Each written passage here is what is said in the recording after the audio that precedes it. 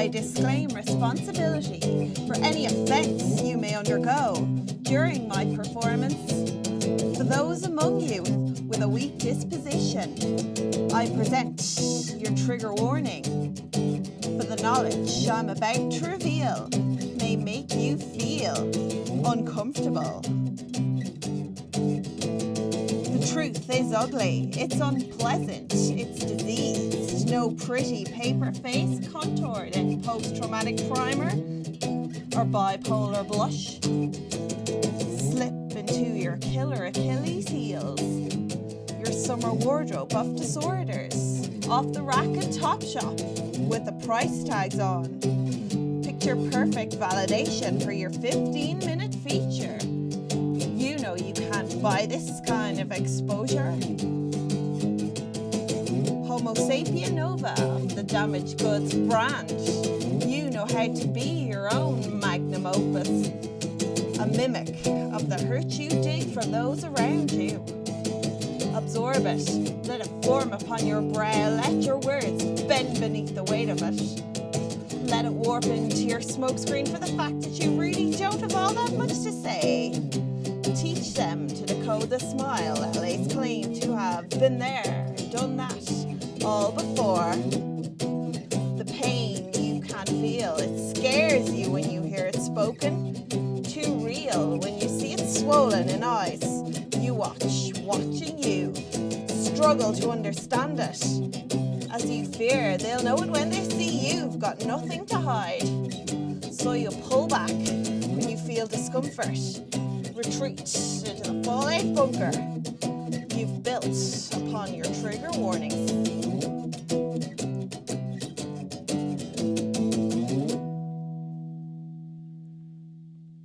Welcome to the Going Underground sessions. You've just heard trigger warning from this week's guest, punk poet Natasha Helen Crudden. Thanks for having me. It's great to have you here. It's great to be here, thank you. Right, this is a step in a whole new direction for the underground sessions, so please bear with us. So, Natasha, what's the difference between punk poetry and mainstream poetry? Can you explain a bit to us about it? I think punk poetry, which is kind of what I do, is it's obviously very closely linked to mainstream poetry, but it's more kind of oriented towards music than a lot of mainstream poetry would be. So I think it is a lot closer to music than mainstream poetry in the way the rhythms are somewhat musical, and just basically like a lot of what I do is actually backed by music. So I think that's kind of the main difference there. Yeah, so it's kind of choppy, isn't it? At times, like the rhythms are different. Different rhythms, different. One could be choppy, then it could be a straight, and it goes different ways, isn't it? Yeah, that's right. Yeah, the rhythm of the music is kind of dictated by the rhythm of the poetry, very much so. And how would your influences be, and what inspires you? My influences would be people like Green Day, Nirvana, but it kind of The Clash. I think Joe Strummer would be a very big influence in what I do. But I think from a sort of poetry perspective, a lot of the spoken word artists on the scene today would influence me as well. Like there's for example Temperamental Miscellaneous, Alvy Carraher, Rob Buchanan, Alice Kinsella. There are a lot of poets out there who would influence me. Now I love The Clash, bit of Tommy Gone, and Miscellaneous. I've come across her a few times. You know her? She's brilliant. Yeah, she reminds me of a female W.B. Yeats or something.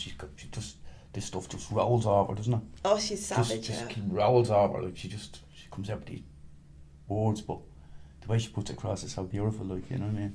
So you're no stranger around the town. You're doing a lot of gigs and things like that. Doing a bit of this and that here and there, you know. So you're definitely doing your rounds around town, Yeah. Have you any venues coming up soon? Are you doing anything? I'll be doing a gig down in Cavan in December, the 1st of December, in Virginia, in a pub called the Chestnut Tree for the Friday night platform. So that's my next big one. Next scope, yeah. Oh, very good. And you carry a wealth of talents. You're the guitarist, you're a poet, you're a photographer, you've wrote 2 books, one a novel and a book of poems. What's the difference between the novels and say the book of poems? Are they linked in together in some way? They're actually not, no. The book of poems is very much autobiographical, whereas the novel actually just started off as a project for when I was about 17, 18, that I just kind of did for fun more than anything else, and it just turned into something a lot bigger. But the two, I wouldn't say are hugely related, though you might find little references to the two in each one, if you know what I mean. Like there'd be certain phrases that would be in a poem that might be in a section of the novel, and kind of vice versa. And how did you get into it all, Natasha? I've always written ever since I've been able to pick up a pen and form words. I've written. Like that's just something I've always kind of done. And with poetry, it was kind of funny because I didn't get into it until I was really in my early 20s. I got into it when I stopped writing songs. I started writing poetry instead. But I've always written fiction and kind of little mini novels and stories and stuff like that. From the time you were knee hopper, Yeah. as you say. So it was a way of expression for you. Very much so, And then yeah. you grew up and then you picked up the guitar and then you decided, right, I need to go a bit punk with this. Didn't you? You said, right, a little bit of, not the aggression, but that, that feeling, that excitement. You wanted to put it more out there, yeah? Well, the interesting thing about doing punk poetry is the reason I do spoken word is because I can't sing. I was sounding great in there, Natasha. And I love the end the old shoulder goes, you stroke in the shoulder, like. So where can Natasha be found on websites or Facebook, any of them places? I've got Facebook, YouTube and SoundCloud, so it's Natasha Helen Crudden for all of those. And I've also got a Bandcamp where you can download for free my EP Detonation Day, which came out last year. Lovely.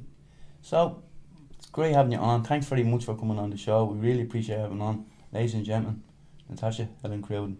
Don't forget to like, share and subscribe. Till next time, bye bye. Thanks.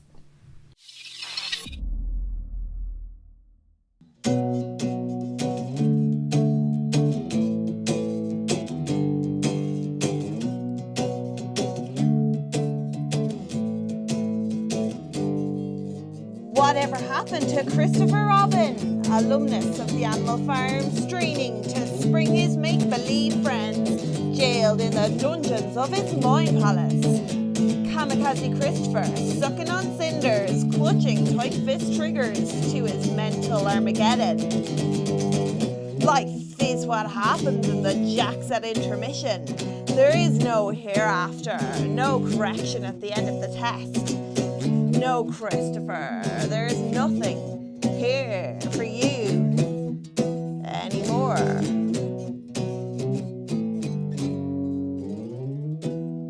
Run, rabbit, run from outbound flames annihilating all before them, but you can't dodge your boomerang bullets on the way back around to you. Christopher here solves your story on the bridge below the town, where you learn to hide what you can't kill, a fetus. Cradled in the riverbed, inert, not stillbirth, but sleeping.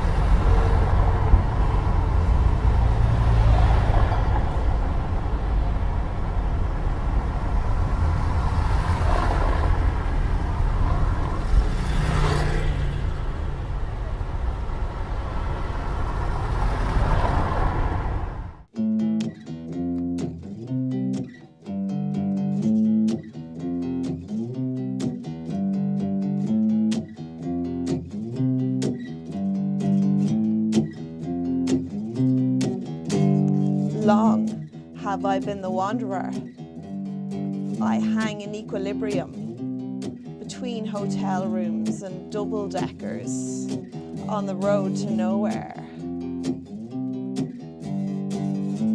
The load I bear, to hate what I do, to do what I love. And from time to time, my knees buckle, my feet stall and stumble, and I need the weight of your hand on mine.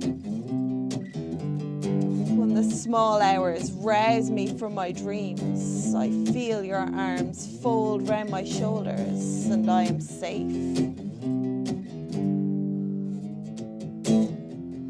I buried my head in my chemical breakdown, but you held me, swore to me, the scars you embraced would be the making of me yet.